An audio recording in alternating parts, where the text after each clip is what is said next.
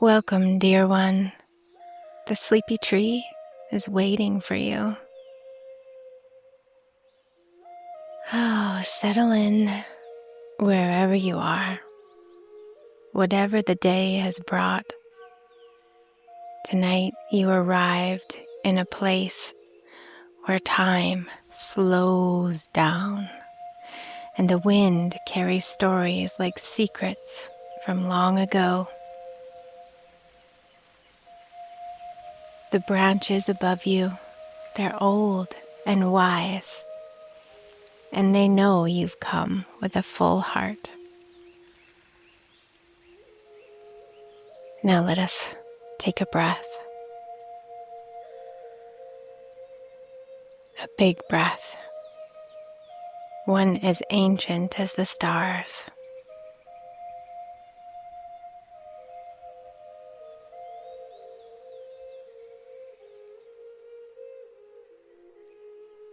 This is a feather breath, a secret once passed from owl to owl, whispered through mountains and meadows. Close your eyes. Imagine a feather, soft and silver, resting just beneath your ribs. It flutters gently every time you breathe, and we'll breathe like the feather now. Breathe in as if your breath is drifting through the sky at sunrise, slow and round and golden. Hold it just for a moment. Let the feather rise, light as a thought.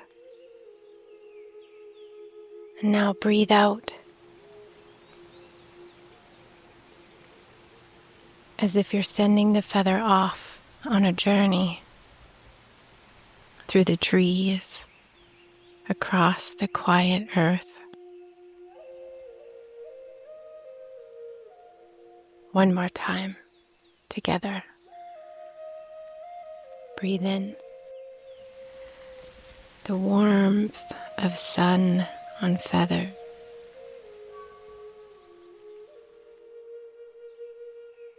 Still as a moonlit branch. Breathe out the sigh of an old tree letting go of its leaves. Now place your hand over your heart if you like. That's where the feather lives. It's always there to remind you. You do not have to do anything to be enough. Just being here and just being you is more than enough. And now, if you're ready, come with me. Let's meet someone very special.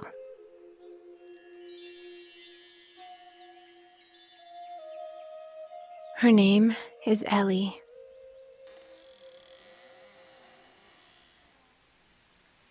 High up in the tallest branches of the sleepy tree, where the wind plays with tufts of moss and the sky turns pale with dawn, a little owlet stirred in her nest. Her name was Ellie, and she was very small, but very serious about not being small. Today, she had decided, was going to be a day of very important deeds. She was going to help, fix, tidy, soothe, and solve.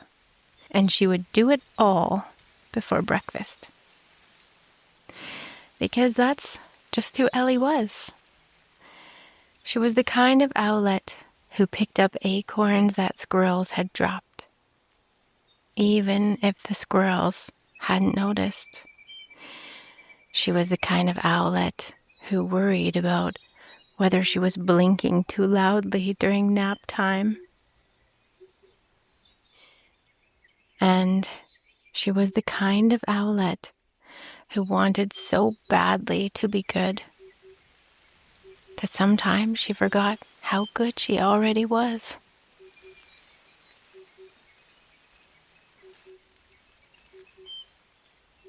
Ellie stretched one wing and then the other, fluffing up her speckled chest.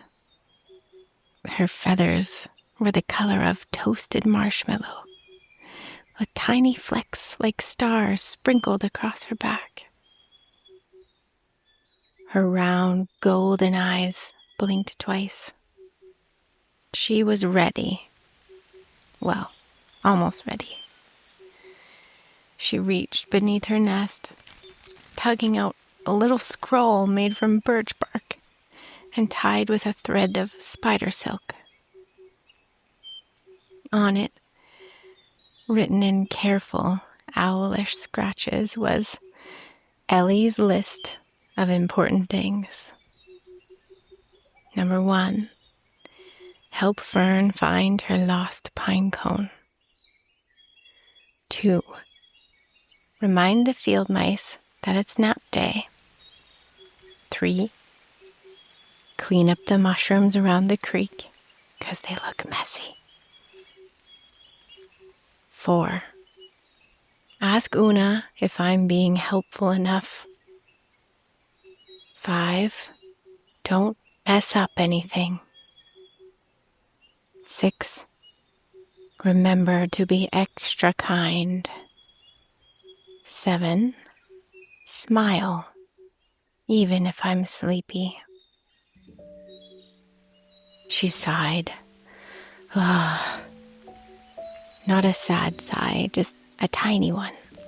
Like when you look at a very tall tree and decide to climb it anyway. You see, little Ellie had a heart so full of kindness, it sometimes left very little room for rest. So off she fluttered, down from the nest, across the glimmering canopy. Her wings beat softly against the breeze and she zipped towards her first task, the case of Fern's missing pine cone. At the edge of the clearing sat Fern the fox, tail curled around her like a cinnamon swirl. Her eyes were half closed, soaking up the first rays of the morning sun. Oh, good morning, Ellie. Fern, don't worry. I remembered your pine cone. The sparkly one you said was your favorite? I've searched the whole grove. I looked under the blackberry bush, behind the snail stump, and I even checked the mud pond twice. Fern smiled gently. Oh, sweet feathers. I found it last night. It was under my tail the whole time. Ellie blinked, then blinked again. Oh no. I wasted time. I should have asked you first. No, Fern said, interrupting. You were trying to help. That's never a waste. Ellie nodded and smiled, but a soft tickle of worry brushed her feathers. She tried so hard, and it hadn't even been needed. A tiny ache settled near her chest, like the beginning of a storm cloud. She didn't say it out loud, but she thought, what if helping isn't enough, if it's not the right kind of help? As she turned to fly to her next task, something curious happened. A single, silvery feather floated from her wing. It twirled gently in the morning air and landed on a bed of moss.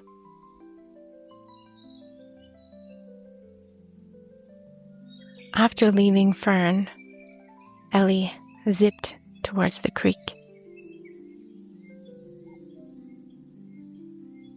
The mushrooms that grew there weren't wrong exactly. They were just crooked, lopsided, wild. And wild things, Ellie thought, they might confuse someone, or trip a turtle, or just not look right. So she began to tidy them. And one by one she nudged and straightened. She fluffed moss around the base of each one, and even whispered kind words to the mushrooms, because that seemed like a good and gentle thing to do, until a soggy mushroom cap plopped right off its stalk and into the creek. Oh no! I broke it! What if someone needed that one? What if it's someone's favorite? Her heart fluttered like a hummingbird caught in a curtain. Still, there was no time to waste. The mice. Nap day. She darted towards the little burrow under the rose bush where the field mice lived. She hovered just outside and chirped cheerfully. Happy nap day, everyone. Time to settle down. Blankets out, whiskers tucked in. But instead of grateful squeaks, she heard, achoo! The rose bush rustled and out popped 3 sneezy little mice, eyes watery, whiskers drooping. Too much pollen. Too many blankets. Too much noise. Oh no! Did I make you worse? We love you, Ellie, but maybe you could whisper next time. Ellie wilted like a daisy in the sun. She muttered a sorry so soft, even she could barely hear it. Then flew off again, her list tucked tightly beneath her wing.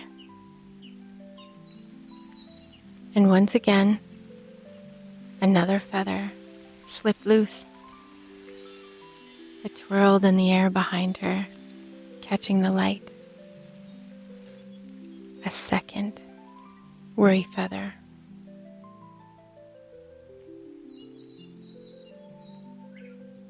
By now, the sun had climbed a little higher, dappling the forest floor with patches of gold. Ellie's wings were starting to feel a bit tired, but she didn't notice. Or maybe she noticed, but she told herself it didn't matter. Because next on her list was something extra important. Ask Oona if I'm being helpful enough. But as she flitted toward the ancient part of the woods where Oona often perched, something stopped her. A chorus of tiny voices. The chickadees. Ellie, Ellie, we need a note for our chirp choir. We're singing for the chipmunk's birthday. Oh, of course. I love songs. What kind of note? A high one like this, but smoother. No, brighter. No, like a leaf, but happier. Ellie tried. Eep! Eep! It cracked. It squeaked. It sounded like a snail trying to whistle underwater. The chickadees looked puzzled. Maybe something else. Can you write the harmony? And dance a little while we practice?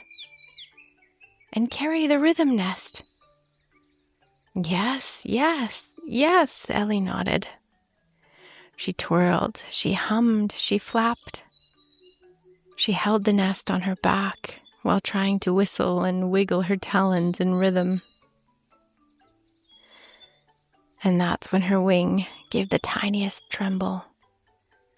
Not from effort, but from something heavier than effort. A deep, quiet, tired. A third feather floated loose. This one slower than the others. It danced down, landing gently in the middle of the meadow. Oh no, not again, Ellie said to herself. 3 feathers, 3 pieces of herself, gone in the wind. She looked down at her scroll. The edges were smudged now. One task remained. Ask Oona if I'm being helpful enough. Ellie turned, this time slowly, toward the grove where Oona rested. For the first time all morning, she wasn't flying, she was gliding, and something inside her felt ready, not to do, but maybe just to listen. The grove was quiet. Here the trees grew taller and twisted, with bark like folded books and roots that whispered secrets to the earth. Moss glowed like emeralds. Even the squirrels tiptoed. And in the heart of it, resting on a great old limb, sat Oona. She didn't move much. She didn't have to. Oona's feathers were a tapestry of earth and dusk. And her eyes, oh, her eyes. They were the kind that looked not at you, but through you. Like she was reading a memory that you hadn't even had yet. Ellie fluttered in and sat softly beside her. She didn't say anything at first. She just sat. Oona tilted her head. Your feathers are shedding worry. Ellie's eyes widened. You saw them? I felt them. Oona turned towards the breeze. 3 silver feathers floated across the grove, catching light, twirling like little moons. They fall when you forget to hold yourself. Ellie's voice was a whisper now. I was just trying to do everything right. Who told you you had to? Said Oona gently. Ellie blinked. Oh, no one had told her. Not out loud. She thought about her list.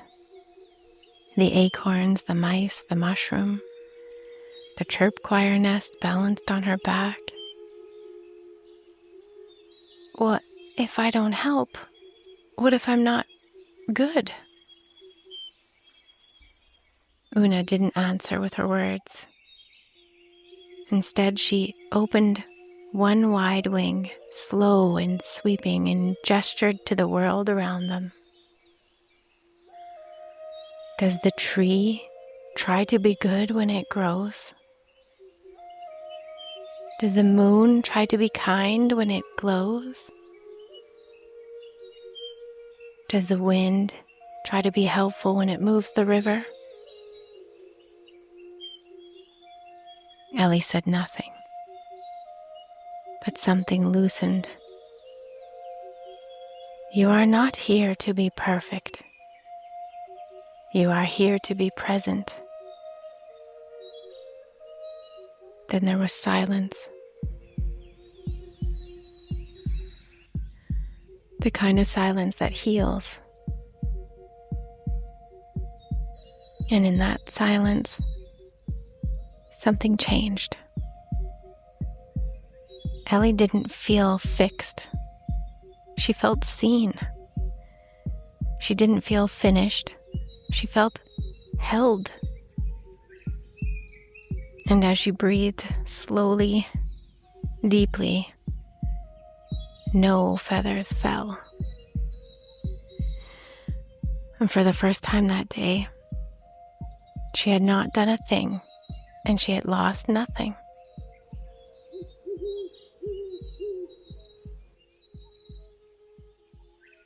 Oona blinked once, slow and owl deep, and then unfurled a bundle from beneath her wing.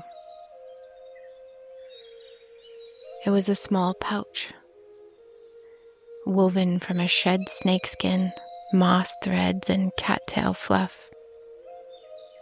She opened it with care and drew out 3 feathers. Her feathers, not Ellie's. Each one shimmered faintly, as if they'd once held moonlight. This is how we remember ourselves, little one. She placed the feathers on a flat stone between them.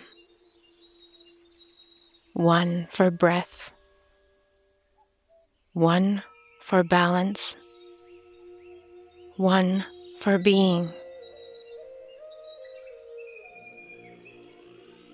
In the hush between the howls, in the stillness under sky, we find the place the spirit waits, not to do, but to know why. Ellie listened, not with ears, but with something older. Then Oona taught her something no scroll ever had. A meditation, not of counting or controlling, but of becoming.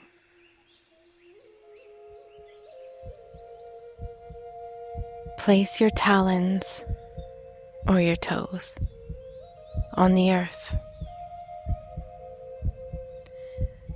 Feel how solid it is.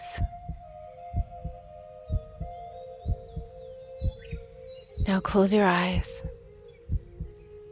not to sleep, but to see what sleeps within. Take a breath in, not from your chest, but from your belly. Imagine the air curling like roots beneath you. Exhale slowly, like leaves unfurling in spring. Now again, and this time, draw breath from the earth up through your feet, through your knees, through your heart. Let it rise behind your eyes. Hold it. Not too tight, just enough to feel it.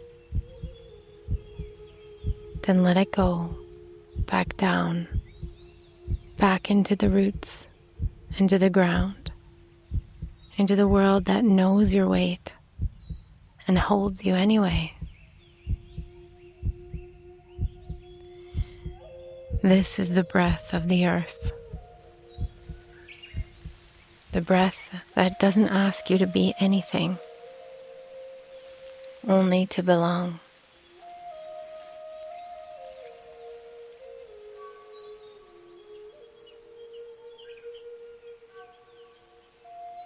And Ellie did just that.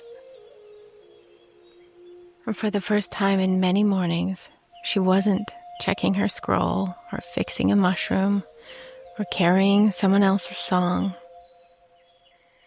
She was still, and that stillness felt like coming home. And when she opened her eyes, Oona was watching her. Not with expectation, but with wonder. The world doesn't need your perfection, little owl. It needs your presence. Ellie looked down at the stone, and there beside Oona's feathers lay a fourth one, hers. But it hadn't fallen in worry. It had been offered.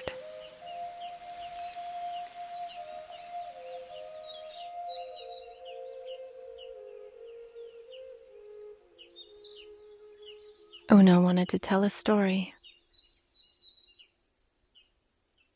There once was a sparrow who loved the sun. Every morning she sang to it. Every evening she bowed as it slipped behind the hills. She believed it was her song that brought the light. One day a storm came, and the sun did not rise. The sky stayed gray, the world wet and cold. The sparrow panicked. If I don't sing louder, she thought, the sun will never return. And so she sang through the night, and through the next day, and the next. She refused to rest, refused to eat, refused to blink. She sang so hard, her voice cracked, her wings drooped. She gathered sticks and twigs, tried to build a nest high enough to catch the sun herself. But the sun, it was never gone. It was behind the clouds, waiting, resting. And when it returned, it did so not because the sparrow had sung, but because that is what the sun does. The sparrow, exhausted and hollow, collapsed. And it was not her song that healed her, but the silence that came after. Ellie looked up at Oona. She didn't need to ask what the story meant. She could feel it in her feathers. Not everything bright must be held, and not everything lost needs fixing. Sometimes the kindest thing you can do is rest.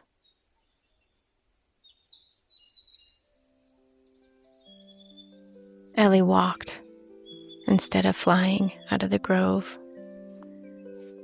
Her wings tucked gently at her sides. Not from exhaustion now, but from peace. Her talons felt the cool soil with every step. And she noticed things that she'd missed that morning. A flower growing from a knot in the tree. A ladybug on a blade of grass. The sleepy yawn of a mushroom. The scroll still hung at her side, worn and smudged, full of check marks and kindness and pressure. She held it up and smiled.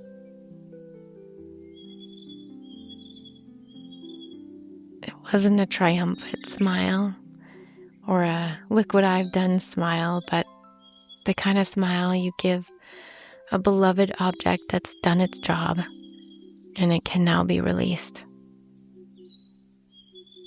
Thank you. she said softly. And then she reached the little stream that curved through the meadow like a silver ribbon.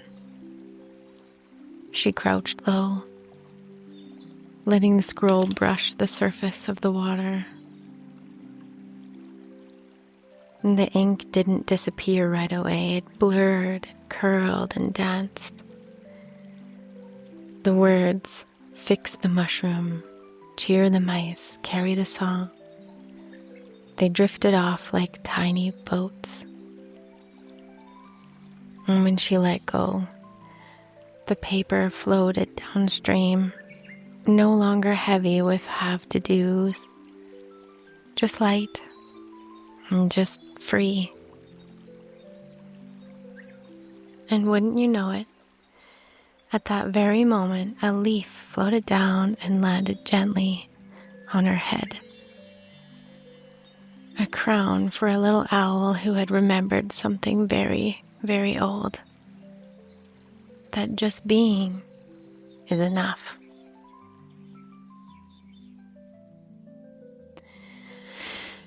As Ellie walked back towards her home, she spotted a small bird, a fledgling tugging at the ground with a frantic little beak.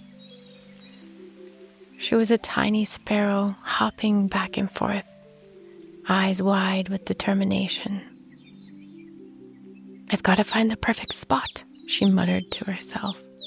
"The best spot. The one with the right light and no shadows and the perfect soil and..." Ellie tilted her head, her feathers softening. She had heard this tune before. Ellie said gently, "What are you looking for, little one?" The sparrow froze, wide-eyed, as though startled by the question.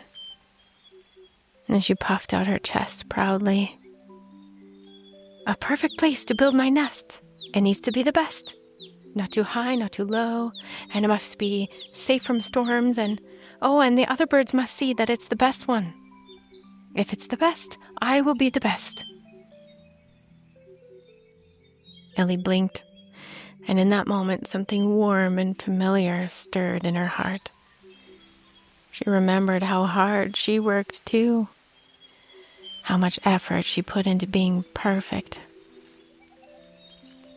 She walked over to the sparrow who was still pulling at the earth, unaware of Ellie's gaze. "Do you know, little bird, that the earth doesn't care if your nest is perfect?" The sparrow looked up, surprised. "What do you mean? Isn't the nest everything? It has to be perfect or I won't be a good bird, and the others will laugh." Ellie sat down beside her, her wings folded calmly. She smiled, thinking of Oona's words, the wisdom she'd just learned. "I used to think that too." She paused for a moment, letting the breeze carry her words. "But I learned something. I learned that the earth doesn't need your perfection. It only needs your presence. And the trees, they love your nest just as it is, because you built it with your heart." The little sparrow blinked, considering the words. She didn't say anything for a long moment, and in that silence, Ellie could see her thinking. The sparrow said slowly, "But what if my nest isn't good enough?" Ellie smiled again, softly. The young sparrow's worry was familiar, but Ellie knew better now. The earth will hold you, whether the nest is perfect or not. And the birds will see your heart, not your feathers or your twigs. And you will see yourself, not the mistakes you think you made.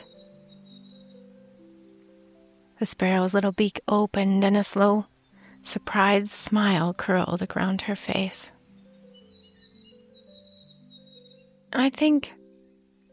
I think I'm okay with that.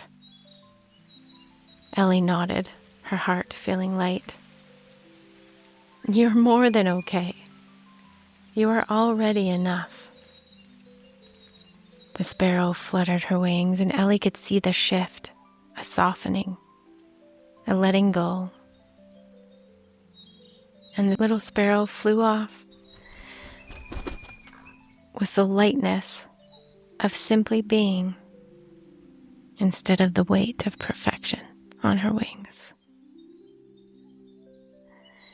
Ellie stood there for a moment, watching the sparrow disappear into the sky. The breeze rustled the leaves around her, and she could almost hear the earth breathing beneath her talons.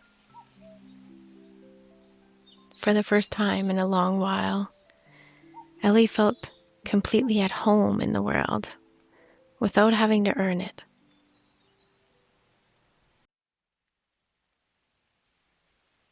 She settled back into her nest, a perfect little place of twigs and moss, made by her own wings, and now, more than ever, a home.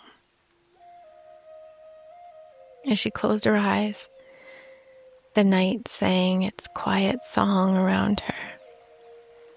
Crickets, the rustle of trees, the soft ripple of the stream.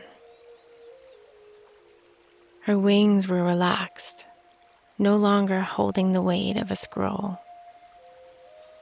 Her heart was light, not from doing, but from simply being. The world, she realized, would keep turning, even without her constant fixing. The sun would rise, the moon would glow, and she was a part of it. Now, as you close your eyes, just like Ellie, take a moment to remember what it means to be, not to do. Feel the weight of the day ease away, like a soft breeze sweeping through your body, carrying away all the worries, the check marks, the endless to-do lists, letting it all go gently. Inhale deeply, not from your chest, but from your belly, feeling the rise of the earth beneath you, steady and strong. And hold it for a moment, and in that space, feel the stillness of the world around you, just like Ellie felt in her nest. The universe doesn't need to be perfect to be whole. Exhale slowly, like leaves floating down to the forest floor, like a stream that winds around the roots, like a bird settling into its home. And with each breath, feel yourself soften into the earth, just like Ellie did. Feel yourself settle into the quiet rhythm of the world.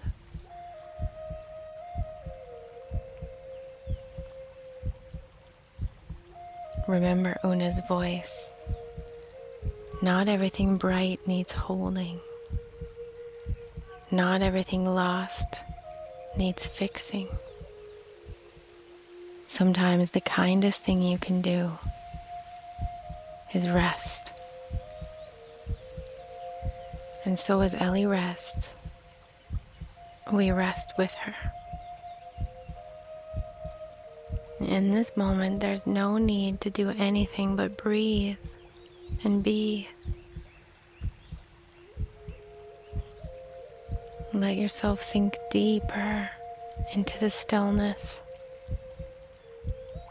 and feel the earth beneath you. Feel the sky above you. And remember, just as Ellie learned, you are enough. just as you are. Take a deep breath in and let it carry you into peace.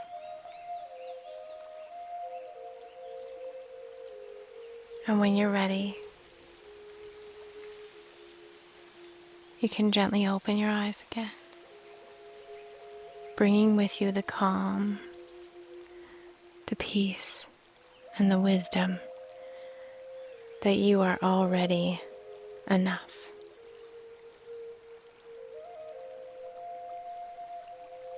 Good night.